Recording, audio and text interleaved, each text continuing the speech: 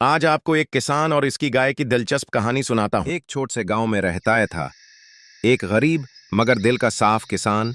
उसकी सबसे बड़ी दौलत उसकी गाय लाली। लाली सिर्फ गाय नहीं थी, वो उसकी जिंदगी थी। हर दिन सुबह वो लाली से ऐसे बात करता जैसे किसी प्यारे दोस्त से। कहता, तो मेरी फैमिली है, तो ना हो तो मैं मर जाऊंगा। लाली की आंखों में भी वो दर्द था जो शायद कोई इंसान ही समझ सकता था। फिर एक दिन लाली की तबीयत खराब हो गई। किसान ने जेब देखी, पैसा नहीं था, दवा तक न खरीद सका। रोता हुआ बोला, लाली, मैं क्या करूं? तेरे बगैर जीना मुश्किल है।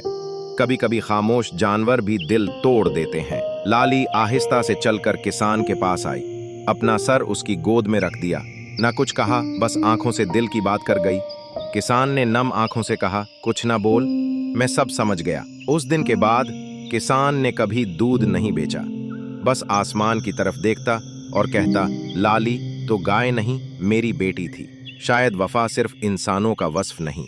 अगर आपने भी कभी किसी जानवर से सच्चा प्यार किया हो तो कमेंट में एक दिल HTA जरूर छोड़े।